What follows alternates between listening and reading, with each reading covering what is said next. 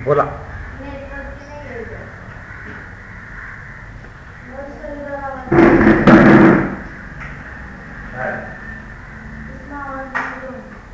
तो क्या कर रही है? ये तो मैंने लॉगिन करने के लिए बोला है। ये क्या कर रही है? ये मत कर। ये दिया है मैंने कर लॉगिन बेटा। हाँ फिर वो कर रहे हैं क्या कर रही है? मैं भी क्या होगा क्या कर रही है? ठीक है।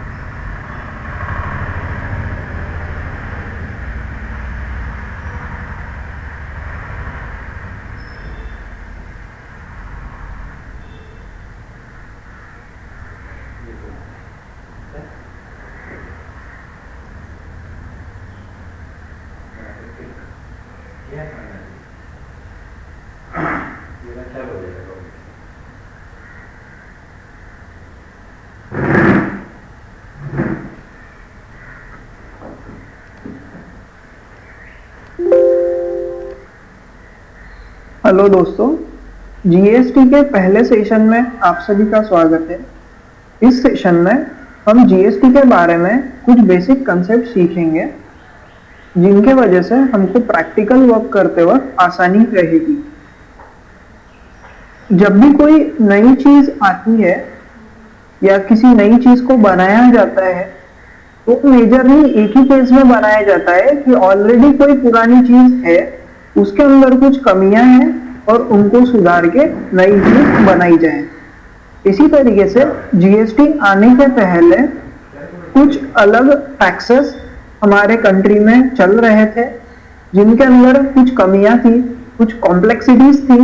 उनको कम करने के लिए जीएसटी को लाया गया। तो कौन से टैक्सेस को जीएसटी के अंडर सबस्यूम कर दिया गया वो देखते हैं। टैक्सेस सबस्यूम अंडर जीएसटी, इसका मतलब होता है कि पहले कुछ अलग टैक्सेस थे जिनके अलग अलग एक्ट, लॉज और रूल्स थे। उन सबको मिला के, उन सबको एक करके एक जीएसटी इंट्रोड्यूस किया गया। For example state VAT. जब भी आप गुड्स का सेल करते थे तो उनके ऊपर एक वैट लगता था, मतलब गुड्स के वैल्यू के ऊपर एक वैल्यू एडेड टैक्स लगता था जो हर स्टेट गवर्नमेंट इंपोज करती थी। और वैट के लिए हर स्टेट में हर स्टेट गवर्नमेंट का अलग रूल्स और एक्ट्स थे। इसी तरीके से सेंट्रल वैट भी लगता था। जैसे गुड्स में स्टेट के रूल्स अलग थे, उसी तरीके से सेंट्रल गवर्नमेंट के रूल अलग थे जिसमें स्टेट वैट भी लगता था और उसके बाद सेंट्रल वैट भी लगता था। फिर सेंट्रल सेल्स टैक्स। जब आप गुड्स का सेल करते थे तो इसमें सेंट्रल गवर्नमेंट गुड्स के वैल्यू के ऊपर भी एक टैक्स चार्ज कर दी थी जिसका नाम था सेंट्रल सेल्स टैक्स। फिर सर्विस टैक्स। अब स्टेट वैट, सेंट्रल वैट और सेंट्रल सेल्स टैक्स ये तीनों तो लगते थे गुड्स के ऊपर, लेकिन फिर सर्विसेज के ऊपर सर्विस टैक्स लगता था जिसका एक अलग एक्ट था और ये सेंट्रल गवर्नमेंट चार्ज करती थी। फिर एक्साइज ड्यूटीज। जब कोई एंटरप्रेनर, कोई बिजनेसमैन किसी गुड्स को मैन्युफैक्चर करता था उसकी फैक्ट्री में, तो उस मैन्युफैक्चरिंग कॉस्ट के ऊपर एक्साइज ड्यूटी भी गवर्नमेंट चार्ज करती थी। उसके लिए एक्साइज एक्ट अलग था। फिर लग्जरी टैक्स था जो लग्जरियस आइटम्स पे लगता था। फिर परचेज टैक्स था। जिस तरीके से आप कुछ गुड्स या सर्विसेज का सेल सब करते हो तो state VAT, central VAT, service tax ये सब लगता है, लेकिन ये कब लगता है? सेल के केस में। उसी तरीके से कुछ अलग कैटेगरी के गुड्स थे जिनको अगर आप परचेज करते हो तो आपको उसके ऊपर टैक्स पे करना पड़ता था, वो आता था परचेज टैक्स के अंदर। फिर entry tax, entertainment tax. Entertainment tax मतलब जैसे कोई म्यूजियम हो गया या अम्यूजमेंट पार्क, गार्डन्स या मूवी थिएटर्स, इनके ऊपर जो एंटरटेनमेंट टैक्स लगता था इसके भी रूल्स और एक्ट पूरी तरीके से अलग थे। और फिर taxes on lotteries, betting and gambling. इसके अलावा और भी कुछ छोटे मोटे टैक्स लॉज थे, टैक्स एक्ट्स थे, जिन सब की वजह से कंप्लायंस बहुत मुश्किल होता था। इतने सारे एक्ट्स और इतने सारे रूल्स को ध्यान रखना, इनका कंप्लायंस प्रॉपरली हुआ कि नहीं हुआ, इनमें किसी ने कुछ गलती तो नहीं की। ये सब पे लुकआउट रखना गवर्नमेंट के लिए भी और जनरल पब्लिक के लिए भी बहुत कॉम्प्लिकेटेड था। इसलिए वन नेशन वन टैक्स इस कंसेप्ट के अंडर इन सारे टैक्सेस को मिला के एक टैक्स इंट्रोड्यूस किया गया जिसको बोला गया गुड्स एंड सर्विस टैक्स। अब जीएसटी के लिए भी 5 नए एक्ट इंट्रोड्यूस किए गए और जिनके अंडर स्टेट गवर्नमेंट और सेंट्रल गवर्नमेंट और यूनियन टेरिटरीज इन सभी के लिए अलग अलग रूल्स डिफाइन किए गए, जिसमें सबसे पहले आया central goods and services tax act. इसके अंडर सेंट्रल गवर्नमेंट को जीएसटी के अंडर में क्या राइट्स है, उनकी क्या अथॉरिटीज है और उसके क्या रूल्स रहेंगे, ये सारे डिस्क्राइब किए गए। इसी तरीके से स्टेट्स गवर्नमेंट के लिए state goods and services tax act लाया गया। उसी तरीके से इन दोनों का सेंटर और स्टेट का मिला के एक integrated goods and service tax लाया गया। अब central goods and service tax के अंदर सीजीएसटी चार्ज होता है जो कि उसका शॉर्ट फॉर्म है। स्टेट गुड्स एंड सर्विसेज के अंदर एसजीएसटी चार्ज होता है और integrated goods and service tax के अंदर आईजीएसटी चार्ज होता है। For your basic knowledge, CGST और एसजीएसटी एक साथ में चार्ज होगा जब आप इंट्रा स्टेट सप्लाई करोगे। इंट्रा स्टेट सप्लाई का मतलब होता है अगर आपका रजिस्ट्रेशन महाराष्ट्र स्टेट के लिए है और आप महाराष्ट्र में ही किसी तरीके का गुड्स या सर्विसेज का सप्लाई करते हो तो आपके ऊपर सीजीएसटी और एसजीएसटी लगेगा। लेकिन अगर आप किसी दूसरे स्टेट में सप्लाई करते हो तो आपके ऊपर आईजीएसटी लगेगा।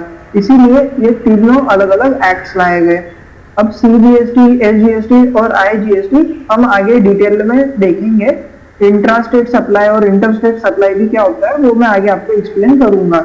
अभी के लिए हमको सिर्फ ये एक्ट्स के नाम जानने हैं।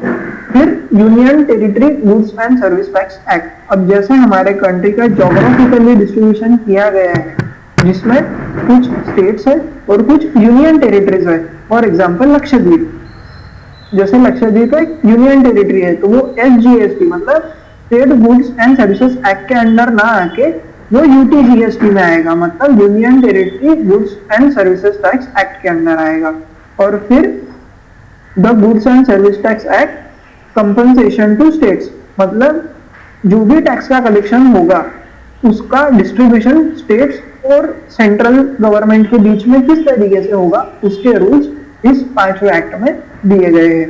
ये थी सारी बेसिक इंफॉर्मेशन अब तक जीएसटी के बारे में। अब हम देखेंगे कि जीएसटी के अंडर कौन सी चीजें आती हैं। जीएसटी के अंडर सारी तरीके के गुड्स और सर्विसेज जिनका भी आप सप्लाई करेंगे, जिनका भी आप सेल करेंगे, वो सारी जीएसटी के अंडर आएगी।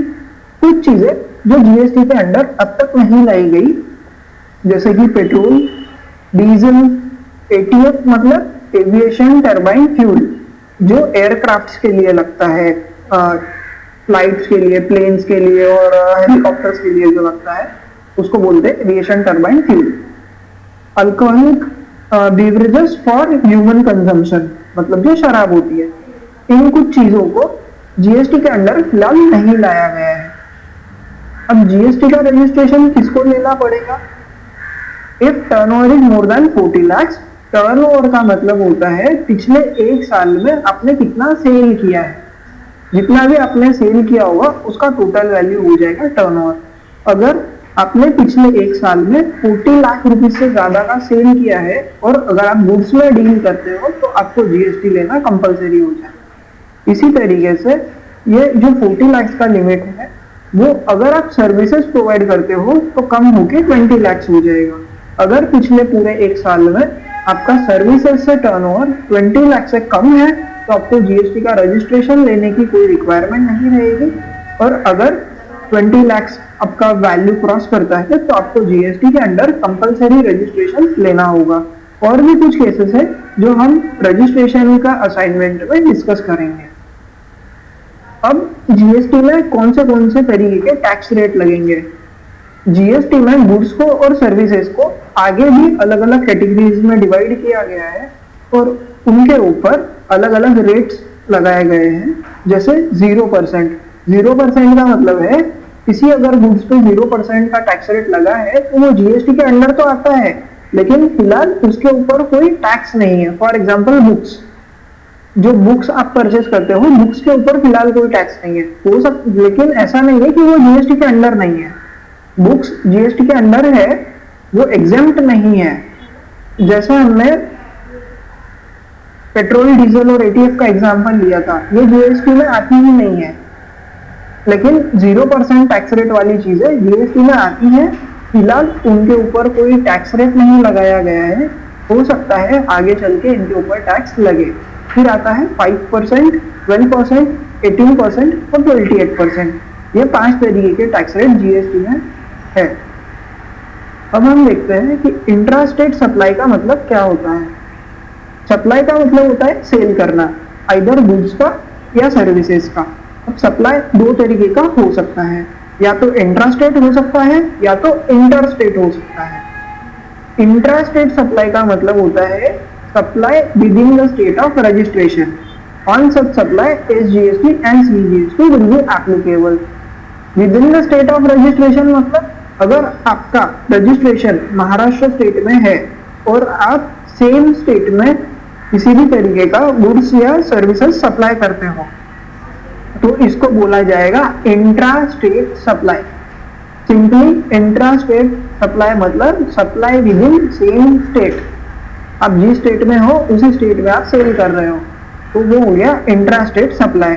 अब इंट्रा स्टेट सप्लाई में एसजीएसटी और सीजीएसटी लगता है। फॉर एग्जाम्पल, अगर आप किसी गुड्स का सप्लाई करते हो जिसके ऊपर टैक्स रेट है 12%, तो इस केस में इनवॉइस जो बनेगा गुड्स का, उसमें आपके सेल का वैल्यू और उसमें 12% जीएसटी डायरेक्टली आपको ऐड नहीं करना है, उसमें 6% एसजीएसटी होगा और 6% सीजीएसटी होगा। इस तरीके से टोटल टैक्स रेट हो जाएगा 12%। अब एसजीएसटी और सीजीएसटी का जो 6% का बाइफर्केशन है, इसका मतलब ये होता है कि उस इनवॉइस पे जितना जीएसटी लगा हुआ है उसमें से 50% टैक्स जाएगा स्टेट गवर्नमेंट को और 50% टैक्स जाएगा सेंट्रल गवर्नमेंट को। इस तरीके से इन गवर्नमेंट्स के अंदर स्टेट में और सेंट्रल में टैक्स रेवेन्यू का बाइफर्केशन होगा। अब हम देखते हैं inter state supply. Inter state supply means supply out of the state of registration. Intra state का मतलब होता है सेम स्टेट में, इंटर स्टेट का मतलब होता है डिफरेंट स्टेट में या डिफरेंट यूनियन टेरिटरी में। On such supply IGST will be applicable. Same state में अगर आप करते हो तो आपका बाइफर्केशन होता है एसजीएसटी और सीजीएसटी में। अगर आप किसी दूसरे स्टेट में सप्लाई करते हो तो आपको चार्ज करना है आईजीएसटी, मतलब integrated goods and service tax. For example, अगर आपका रजिस्ट्रेशन महाराष्ट्र स्टेट के लिए है और आप किसी भी तरीके का गुड्स या सर्विसेज राजस्थान में सप्लाई करते हो, तो आपको आईजीएसटी लगाना होगा instead of CGST and SGST. इसमें अब एक ही सिंगल टैक्स है, तो आपको सिंगल टैक्स रेट होगा 12%। जैसे सीजीएसटी और एसजीएसटी में 50-50%, मतलब 6% एसजीएसटी और 6% सीजीएसटी का बाइफर्केशन हुआ था। उस तरीके से इंटर स्टेट सप्लाई में कोई बाइफर्केशन नहीं रहेगा, फ्लैट एंड कंप्लीट रेट रहेगा आईजीएसटी का। अब हम समझते हैं कि जीएसटी में टैक्सेशन का मैकेनिज्म क्या है, किस तरीके से टैक्स लगाया जाता है और ये पूरा सिस्टम कैसे काम करता है। उससे पहले हमको समझना होगा कि वैल्यू एडेड टैक्स क्या होता है। GST is a kind of value added tax. Value added tax का मतलब ये होता है कि हर स्टेज पे आपके गुड्स या सर्विसेज में जितने अमाउंट का वैल्यू एडिशन होगा, सिर्फ उतने रुपए से ही आपको टैक्स लगेगा। एक एग्जांपल से हम लोग समझ लेते हैं। फॉर एग्जांपल, किसी मैन्युफैक्चरर ने कोई गुड्स बनाया 100 रुपीज में, इसमें प्रॉफिट है 20 रुपीज। तो जब ये आगे स्टॉकिस्ट को बेचेगा तो ये कितने रुपए पे टैक्स पे करेगा? 100 प्लस 20, क्योंकि ये 120 रुपीज में बेचेगा। ठीक है, अब इसने अब तक कोई टैक्स पे नहीं किया, मैं ये अज्यूम कर रहा हूं, तो इसका टैक्स लायबिलिटी कितने रुपए पे हो जाएगा? वो होगा 120 रुपीज पे। अब मैन्युफैक्चरर ने 120 रुपीज में स्टॉकिस्ट को गुड बेचा है, तो स्टॉकिस्ट का कॉस्ट हो जाएगा 120 रुपीज। फॉर एग्जाम्पल ये प्रॉफिट जोड़ता है 30 रुपीज का डिस्ट्रीब्यूटर को बेचने से पहले, तो इसके लिए टैक्सेबल वैल्यू हो जाएगा 30 रुपीज प्रॉफिट और 120 रुपीज का कॉस्ट, मतलब 150 रुपीज। 150 रुपीज पे स्टॉकिस्ट को टैक्स पे करना पड़ेगा। लेकिन अब ये 150 में से 120 रुपीज का जो वैल्यू था, इसके ऊपर मैन्युफैक्चरर ऑलरेडी टैक्स पे कर चुका है, इसलिए value on tax already paid यहाँ पे आएगा 120, इतने पे ऑलरेडी टैक्स पे कर चुका है। तो अब स्टॉकिस्ट को कितने की वैल्यू पे टैक्स पे करना होगा, ये टोटल उसका टैक्सेबल वैल्यू 150 रुपीज जितने का वो सेल कर रहा है, और माइनस उसमें से हम करेंगे 120 जिसके ऊपर मैन्युफैक्चरर ऑलरेडी टैक्स पे कर चुका है।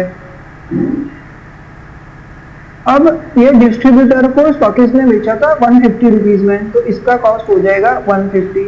फॉर एग्जाम्पल अगर इसमें डिस्ट्रीब्यूटर प्रॉफिट जोड़ता है 15 रुपीज का, तो डिस्ट्रीब्यूटर के लिए टैक्सेबल वैल्यू कितना हो जाएगा 150 प्लस 15, 165 रुपीज पे डिस्ट्रीब्यूटर को टैक्स पे करना पड़ेगा। लेकिन अब इस 165 में से ऑलरेडी 120 रुपए पे मैन्युफैक्चरर ने टैक्स पे कर दिया है और 30 रुपए पे स्टॉकिस्ट ने पे किया है, तो अभी तक 120 और 30 150 रुपीज के वैल्यू पे टैक्स पे हो चुका है।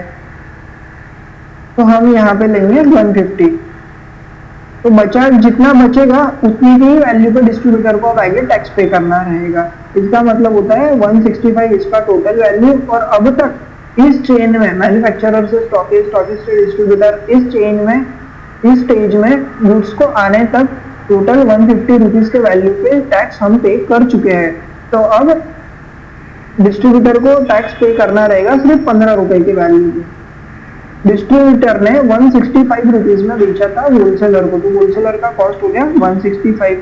अब अगर 25 रुपीज होलसेलर इसमें प्रॉफिट जोड़ता है, तो इसको कितने रुपए पे टैक्स भरना पड़ेगा 165 प्लस 25 190, यह होलसेलर का टोटल कॉस्ट हो जाएगा जिसके ऊपर उसको टैक्स भरना है। लेकिन अब इस 190 में से 120 मैन्युफैक्चरर, 30 स्टॉकिस्ट और 15 रुपए डिस्ट्रीब्यूटर, इतने वैल्यूज पे ये लोग टैक्स भर चुके हैं, जिसका टोटल होता है 165।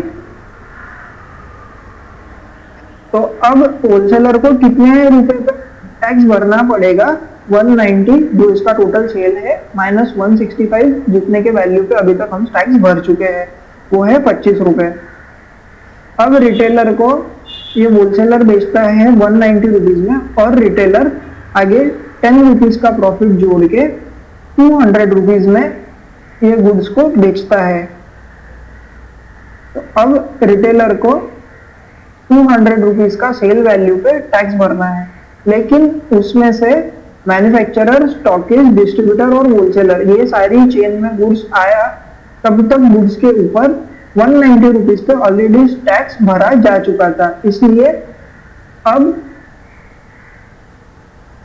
रिटेलर को सिर्फ 200 का उसका सेल वैल्यू माइनस 190 जितने का ऑलरेडी टैक्स भरा जा चुका है, दैट इज 10 रुपीज, इतने के ही वैल्यू पे टैक्स भरना रहेगा।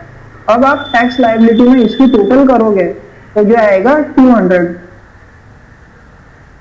जिसमें से 120 मैन्युफैक्चरर ने पे किया, स्टॉकिस्ट ने 30 रुपीज पे पे किया, डिस्ट्रीब्यूटर ने 15 रुपीज पे पे किया, होलसेलर ने 25 रुपीज पे पे किया और रिटेलर ने 10 रुपीज पे पे किया।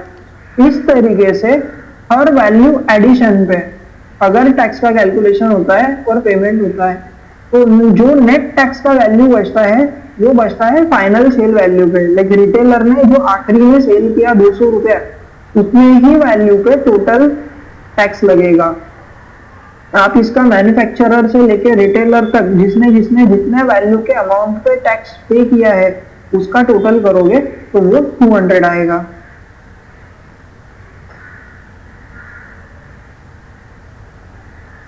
अब ये सारा मैकेनिज्म क्यों सेट किया गया, क्योंकि सब लोग अपना अपना प्रॉफिट जोड़ के सेम गुड्स को एक ही चेन में अलग अलग रेट पे बेच रहे हैं।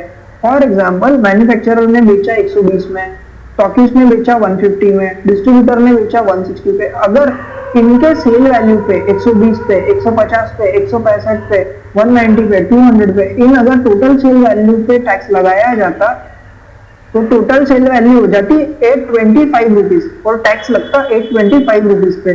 लेकिन फाइनली गुड्स तो बिका है सिर्फ 200 रुपए का।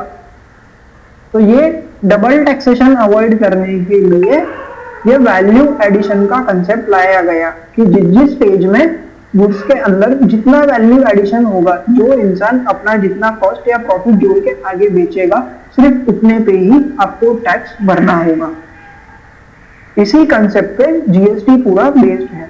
अब इसमें जो हमने value on tax already paid, अब इस पूरे चेन में हमने जिस इंसान से या जिस बिजनेस से गुड्स को परचेज किया है, उसने उन गुड्स पे ऑलरेडी जितना टैक्स भर दिया है उतने की हमको छूट मिलती है और हमको उस अमाउंट पे फिर से टैक्स भरने की जरूरत नहीं पड़ती है, जिसको हम बोलते हैं इनपुट टैक्स क्रेडिट। इसका रेफरेंस आगे आएगा, इसको हम एग्जांपल से समझेंगे। फिलहाल हमारे लिए ये मैकेनिज्म समझना जरूरी था। GST is a kind of value added tax, therefore to avoid double taxation, credit of previously paid taxes are allowed to be taken against liability for a taxpayer। इसको हम आराम से फिर एक बार समझते हैं।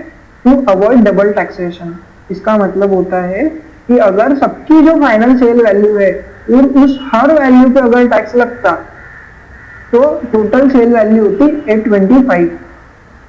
लेकिन अब जैसे स्टॉकिस्ट ने बेचा है 150 में, लेकिन जब उसको मैन्युफैक्चरर ने 120 में बेचा था तो 120 रुपीज पे वो ऑलरेडी टैक्स पे कर चुका था। इसका क्रेडिट अगर मैन्युफैक्चरर को मिलता है तो वैल्यू बचती है सिर्फ 30 रुपीज। तो इस पे ही उसको टैक्स पे करना है। इस वैल्यू एडिशन पे टैक्स पे करने के वजह से जो फाइनल सेल वैल्यू आती है वो करेक्ट और अप्रोप्रिएट होती है। Credit of previously paid taxes are allowed to be taken, मतलब जो टैक्स मैन्युफैक्चरर ने पे किया 120 रुपीज पे, उसका क्रेडिट स्टॉकिस्ट को दे दिया जाता है। जो टैक्स फिर मैन्युफैक्चरर और स्टॉकिस्ट ने पे किया 120 प्लस 30 150 रुपीज, उसका क्रेडिट डिस्ट्रीब्यूटर को दे दिया जाता है। जो फिर मैन्युफैक्चरर, स्टॉकिस्ट और डिस्ट्रीब्यूटर ने मिलके पे किया है, उसका क्रेडिट आगे होलसेलर को दे दिया जाता है। क्रेडिट का मतलब होता है कि प्रीवियस साइकिल्स में आप तक गुड्स पहुंचने में अब तक उसके ऊपर जितना टैक्स पे किया गया है वो आपको फिर से पे करने की जरूरत नहीं है। तो credit of previously paid taxes are allowed to be taken against liability for a tax payer. इस तरीके से जीएसटी काम करता है। इसको हम एक एग्जांपल से समझते हैं।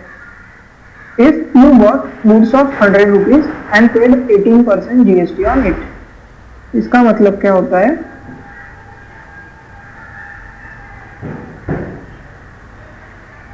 आपने गुड्स परचेज किए 100 रुपीज के और इसके ऊपर आपने जीएसटी पे किया 18%। 100 मल्टीप्लाई बाय 0.18 मतलब 18%। 100 रुपीज पे 18% जीएसटी हो गया 118।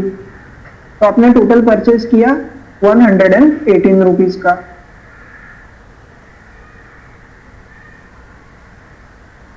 आगे एग्जांपल में दिया है, now if you sell this goods for ₹150 and charge GST 18%। अगर आपने ये सेम गुड्स सेल किया है 150 रुपीज में और इसमें आपने जीएसटी फिर से चार्ज कर दिया 18%, तो अब 150 रुपीज का 18% 27 रुपीज, तो आपका टोटल सेल वैल्यू हो गया 177 रुपीज। आपने परचेज किया था 118 में, फिर आपने बेचा 177 रुपीज में। but when these goods were purchased you already paid 18 rupees as GST। अब आपने जब ये गुड्स बेचा और इसके ऊपर जीएसटी लगाया तो ये जीएसटी आपको गवर्नमेंट को पेमेंट करना होगा। आपको गवर्नमेंट को जीएसटी का पेमेंट कितना करना होगा? 27 रुपीज।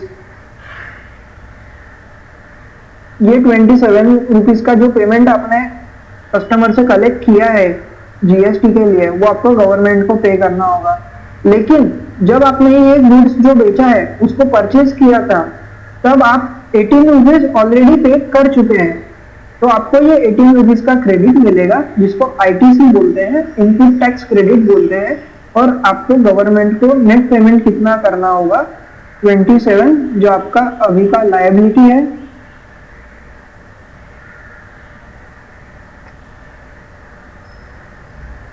आपने ऑलरेडी पे किया है जिसका मतलब आईटीसी होता है, इनपुट टैक्स क्रेडिट हम जिसको बोलते हैं, 18 रुपीज।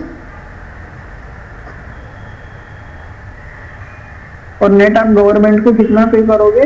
27 रुपीज माइनस 18 रुपीज होता है 9 रुपीज। तो इस तरीके से आपका नेट जीएसटी का पेमेंट निकलेगा। एक सिंपल मैकेनिज्म है, पूरे मंथ में आपने जितने वैल्यू का गुड्स सेल किया उसके ऊपर जो जीएसटी लगा उतना आपको गवर्नमेंट को पेमेंट करना है। लेकिन आपने वो गुड्स परचेज किए थे तब ऑलरेडी जितना जीएसटी पे कर दिया था उसको इसमें से माइनस कर लेना है। तो नेट जो जीएसटी का वैल्यू बचेगा वो आपको गवर्नमेंट को पे करना रहेगा। इसी तरीके से साइकिल आगे चलता रहेगा। So now as a GST liability you need to pay only remaining amount that is 9 rupees. 27 रुपये जो आपके सेल वैल्यू पे जीएसटी लगा जो आपने कस्टमर से कलेक्ट किया, माइनस 18 रुपीज जो आप आपके सप्लायर को ऑलरेडी पे कर चुके हैं।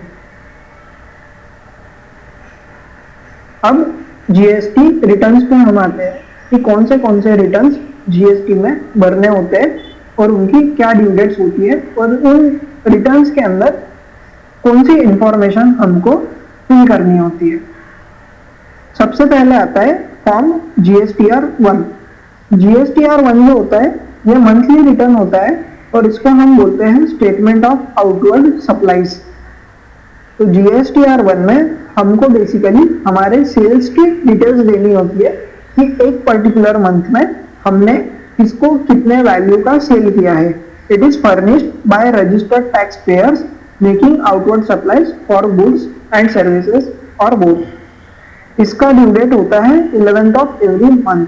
फॉर एग्जाम्पल अगर आपने 1 जून से 30 जून तक इस एक महीने में जो भी सप्लाई किया है गुड्स सर्विसेज या दोनों, उनकी इंफॉर्मेशन आपको 11th ऑफ जुलाई से पहले जीएसटीआर 1 फाइल करके उसमें देनी होती है।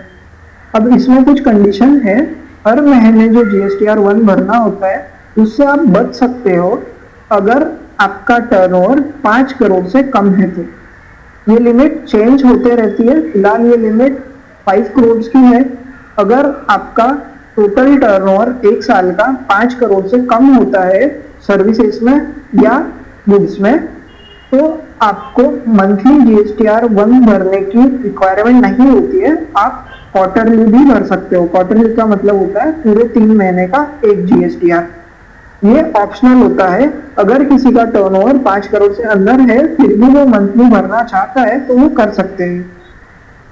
मंथली जीएसटीआर 1 की ड्यू डेट होती है 11th ऑफ एवरी मंथ, मतलब इस मंथ का जो भी सेल है आपका उसको आप अगले मंथ की 11 तारीख से पहले जीएसटीआर 1 में रिपोर्ट करोगे। और क्वार्टरली जीएसटीआर 1 की ड्यू डेट होती है 13th, मतलब जो आपका अप्रैल में जून ये 3 महीने का फर्स्ट क्वार्टर का सेल है उसको आप 13 जुलाई से पहले भर दोगे। जब आपका क्वार्टर खत्म होता है वहां से नेक्स्ट 13th डे के पहले आपको जीएसटीआर 1 सबमिट करना होगा। अब जीएसटीआर 1 में क्या जाएगा, जो भी आपने सेल किया है उसके डिटेल्स। अब आता है GSTR 2A and GSTR 2B। GSTR 2A 2B में जो भी आपने परचेस किया है उसके डिटेल्स ऑटोमेटिक रिफ्लेक्ट होते हैं। जिससे आपने गुड्स या सर्विसेज खरीदी होंगी वो भी GSTR1 फाइल करता है। तो उस GSTR1 के हेल्प से ये जीएसटी पोर्टल आपका GSTR2A और 2B ऑटोमेटिक अपडेट कर देता है। इसमें आपके परचेज की डिटेल्स ऑटोमेटिक रिफ्लेक्ट होती है और आपके लिए कितना ITC अवेलेबल है, मतलब इनपुट टैक्स क्रेडिट कितना अवेलेबल है, जो कि आप टैक्स कुछ चीजें परचेज करते समय ऑलरेडी भर चुके हैं, वो ऑटोमेटिक ऑटो पॉपुलेट हो जाता है। अब GSTR2A और GSTR2B इनमें डिफरेंस इतना ही है कि GSTR2A एक डायनामिक स्टेटमेंट है। इसका मतलब GSTR2A का कोई स्पेसिफिक डेट से लेकर डेट तक ये स्टेटमेंट नहीं होता, ये कंटिन्यूअस अपडेट होते रहता है। और GSTR2B जो है ये मंथली स्टेटमेंट होता है, ये हर महीने के 14 तारीख को अपडेट हो जाता है। सपोज आपको देखना है मैं फरवरी मंथ के लिए आपके पास में कितना ITC अवेलेबल है, तो 1 फरवरी से 28 फरवरी के बीच में जो भी आपने परचेजेस किए हैं, जिसके डिटेल्स आपके सप्लायर ने उनके GSTR1 में फाइल किए हैं, वो आपको 14 मार्च को GST पोर्टल पे GSTR2B में रिफ्लेक्ट हो जाएंगे। हर महीने के लिए एक अलग GSTR2B जनरेट होता है। अब एक फाइनल रिटर्न आता है फॉर्म GSTR3B। इस 3B में आपको GST की आपकी लायबिलिटी कितनी है उसका कैलकुलेशन करना होता है। इसका मतलब जितना आपने अभी तक सेल किया उसकी एक समरी और जितना आपने परचेज किया उसकी एक समरी, जिससे पता चलता है कि आपको गवर्नमेंट को कितना GST पे करना है आपके सेल परचेज और कितना GST आप अभी तक पे कर चुके हो आपके परचेज वैल्यू के according.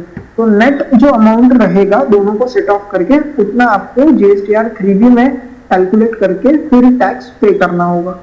Form GSTR3B is a simplified summary return and the purpose of the return is to declare their summary GST liabilities for a particular tax period and discharge these liabilities. For example, 1 जून से 30 जून के बीच में इन 30 दिनों में June month में जितना भी आपने सेल किया होगा वो आप रिपोर्ट करोगे GSTR1 में। उसकी ड्यू डेट रहेगी आपकी 11 जुलाई। उससे पहले आप GSTR1 सबमिट करोगे और उसमें आपने जितना सेल किया है उतना आप रिपोर्ट करोगे। फिर 14 को आपको GSTR2B रिफ्लेक्ट हो जाएगा, जिसमें आपने 1 जून से लेकर 30 जून के बीच में इस मंथ में जितना भी परचेज किया है और परचेज करते वक्त उस पर जितना GST पे किया है वो आपको दिख जाएगा। फिर GSTR3B आपको भरना है, जिसकी मंथली ड्यू डेट होती है 20 तारीख, मतलब 1 जून से 30 जून के बीच में का GST का 3B आपको 20 जुलाई से पहले भरना होगा। और इसमें आपको समरी देनी होगी कि GSTR1 में आपने कितना सप्लाई किया, उसका आपका GST कितना पेएबल है, उसमें से आप माइनस करोगे GSTR2B में कितना आपका ITC क्रेडिट अवेलेबल है और GSTR3B में दिखेगा फिर आपका नेट फाइनल आपको कितना GST पे करना है। इसमें भी ऑप्शन है, आप मंथली भी GSTR3B फाइल कर सकते हो और आप क्वार्टरली भी GSTR3B फाइल कर सकते हो। अगर आपको क्वार्टरली फाइल करना है तो उसके लिए ड्यू डेट कुछ स्टेट्स में क्वार्टर खत्म होने के बाद नेक्स्ट मंथ का 22 या फिर 24 डेट है। फॉर एग्जाम्पल, अगर आप अप्रैल में जून इस फर्स्ट क्वार्टर का GSTR3B फाइल करना चाहते हो तो आपके लिए या तो 22 जुलाई ड्यू डेट है या तो 24 जुलाई ड्यू डेट है। ये स्टेट वाइज 22 और 24 ड्यू डेट डिफर करता है। इस तरीके से आपको GSTR1, GSTR2B और GSTR3B में डिटेल्स फाइल करनी है और ये उनकी ड्यू डेट्स रहेंगी। एक सिंपल चीज ये आपको याद रखनी है कि GST का टोटल टैक्स का पेमेंट आपको कितना करना है। आउटपुट लायबिलिटी का मतलब होता है कि आपको GST का पेमेंट कितना आपके सेल वैल्यू पे करना है। जो हमने एग्जांपल देखा था जिसमें आपने गुड्स 150 रुपीज के बेचे थे, जिसके ऊपर 27 रुपीज 18% आपने GST कलेक्ट किया था। टोटल सेल वैल्यू पे आपका 177। तो ये जो 27 है ये आपके आउटपुट लायबिलिटी है। जो आपने सेल करके आपके कस्टमर से जीएसटी कलेक्ट किया है, ये आपकी आउटपुट लायबिलिटी है, इतना आपको गवर्नमेंट को पे करना है। लेकिन इसमें से आपको इनपुट टैक्स क्रेडिट, जो आपने परचेस किया था तब जितना जीएसटी पे कर दिया है उतना आपको क्रेडिट मिलता है। तो इस केस में जो 18 रुपीज का हमने क्रेडिट लिया है, तो हमको नेट पेमेंट कितना करना होगा, 27, जो हमारी आउटपुट लायबिलिटी है, 18, जो इस आउटपुट लायबिलिटी में से हम इनपुट टैक्स क्रेडिट जो माइनस करेंगे 18 रुपीज हो जाएगा, और जो 9 रुपीज बचेगा वो हमारा नेट पेमेंट रहेगा जो हमको गवर्नमेंट को करना होगा। बहुत सिंपल है कि जीएसटी का लायबिलिटी आप कैसे कैलकुलेट करोगे। जीएसटीआर 1 में जो आपकी आउटपुट लायबिलिटी दिख रही है उसमें से आप जीएसटीआर 2B का आईटीसी क्रेडिट जो आपको मिलने वाला है वो माइनस कर दोगे, और जो फाइनल नेट अमाउंट होगी उतना आप जीएसटी का पेमेंट गवर्नमेंट को करोगे।